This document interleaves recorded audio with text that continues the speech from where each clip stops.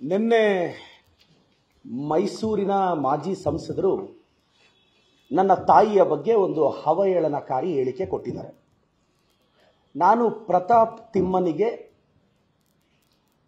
ಕೇಳ್ತಾ ಇದ್ದೀನಿ, ನನ್ನ ತಾಯಿಯಾದ ಮಂಜುಳಾರವರಿಗೆ ನೀನು ಕ್ಷಮೆ ಕೇಳಬೇಕು.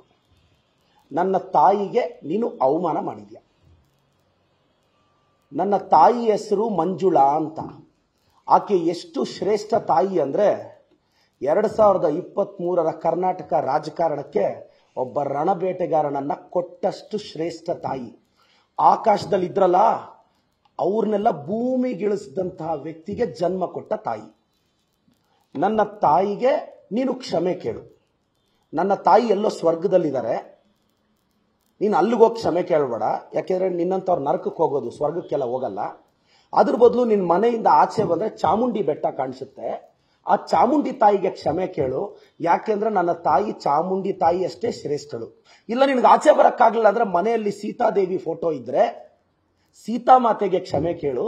ಯಾಕೆ ಅಂದ್ರೆ ಸೀತಾದೇವಿ ಅಷ್ಟೇ ನನ್ನ ತಾಯಿ ಶ್ರೇಷ್ಠಳು ಅಂತ. ನಿನಗೆ ಸ್ತ್ರೀ ಕುಲದ ಬಗ್ಗೆ ಗೌರವ ಇದ್ರೆ ನನ್ನ ತಾಯಿಯ ಬಗ್ಗೆ ನೀನು ಮಾತನಾಡಿದಂಥ ಹೇಳಿಕೆನ ವಾಪಸ್ ತೆಗೆದು ಕ್ಷಮೆ ಕೇಳಬೇಕು. ಹೆಣ್ಣು ಮಕ್ಕಳು, ಮುಸ್ಲಿಂ ಸಮುದಾಯದ ಹೆಣ್ಣು ಮಕ್ಕಳ ಬಗ್ಗೆ ನೀನು ಕೇವಲವಾಗಿ ಮಾತಾಡಿದೆ, ನಾವು ಸುಮ್ಮನೆ ಇರಬೇಕಾ? ಹಿಂದೂ ಸಮುದಾಯದ ಹೆಣ್ಣುಮಕ್ಕಳ ಬಗ್ಗೆ ಇತ್ತೀಚಿನ ದಿನಗಳಲ್ಲಿ ಒಂದು ಹೇಳಿಕೆ ಕೊಟ್ಟಿದ್ಯಾ, ಸುಮ್ಮನೆ ಇರಬೇಕಾ? ಪ್ರಿಯಾಂಕ್ ಖರ್ಗೆ ಸಾಹೇಬ್ರ ಬಗ್ಗೆ, ನನ್ನ ಬಗ್ಗೆ, ಸಂತೋಷ್ ಲಾಡ್ ಸಾಹೇಬ್ರ ಬಗ್ಗೆ, ನಮ್ಮ ಮುಖ್ಯಮಂತ್ರಿಗಳ ಬಗ್ಗೆ ಏಕವಚನದಲ್ಲಿ ಮಾತಾಡ್ತೀಯ, ನಾವು ಸುಮ್ಮನೆ ಇರಬೇಕಾ?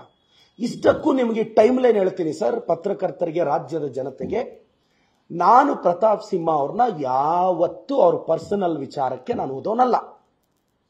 ಆತ ಒಂದು ವಿಚಾರ ಮಾತಾಡುವಾಗ ಇಂಡಿಯನ್ ಎಕ್ಸ್ಟರ್ನಲ್ ಡೆಪ್ಟು ಚಾಟ್ ಜಿಪಿಟಿಯಲ್ಲಿ 60,000 ಕೋಟಿ ಇದೆ, ಬರೀ ಭಾರತದ ಸಾಲ 60,000 ಕೋಟಿ ಅಂದ.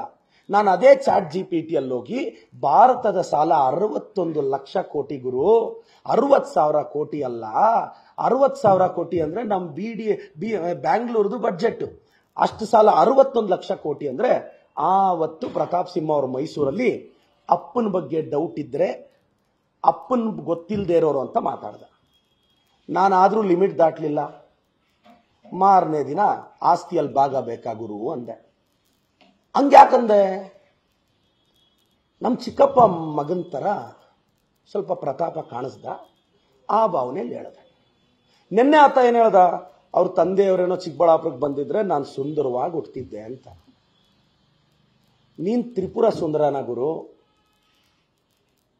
ನೀನು ಮಾತನಾಡ್ದಂಗೆ ನಾನು ಮಾತಾಡಲ್ಲ ಅಂದೆ. ನೀವು ಗಮನಿಸಿ ನೋಡಿ, ನನ್ನ ಭಾಷೆಯಲ್ಲಿ ಎಲ್ಲಾದ್ರೂ ಅಟ್ಲೀಸ್ಟ್ ಡಿಫಮೇಷನ್ ಅಟ್ರಾಕ್ಟ್ ಆಗುವಂತ ಪದನೂ ನಾನು ಬಳಸಿಲ್ಲ. ನಿನ್ನೆ ಹೇಳ್ದ ಕತ್ಲಲ್ಲಿ ಅವನು ಕಾಣಿಸಲ್ಲ ಅಂದೆ. ನಾನು ಹೇಳ್ದೆ ಕತ್ಲಲ್ಲಿ ನನ್ನನ್ನು ಯಾಕೆ ಹುಡುಕ್ತೀಯ ಗುರು ಅಂದೆ. ನಾನು ಹಂಗಲ್ಲ ಅಂದೆ. ನಮ್ಮನ್ನೂ ಹುಡುಕೋ ಅಷ್ಟು ಬರ ಬಂದಿದ್ಯಾ ಅಂದೆ. ನಿನ್ಗೆ ನಾವು ಬೇಕಾದ್ವಾ ಅಂದೆ. ಇದು ಅಸಭ್ಯನಾ? ಹೇಳಿ, ಇದರ ಅರ್ಥ ಏನು ಅಂತ ಚಾಟ್ ಜಿಪಿಟಿಯಲ್ಲಿ ಯಾಕೆ ಗುರು? ನಮ್ಮನ್ನು ಹುಡುಕೋಷ್ಟು ಬರ ಅಂದರೆ ಏನು ಅಂತ ಹೊಡಿ. ನ್ಯೂಸ್ ಫಸ್ಟ್, ನಿರ್ಭೀತಿಯಿಂದ ನಿಮ್ಮ ಪರವಾಗಿ.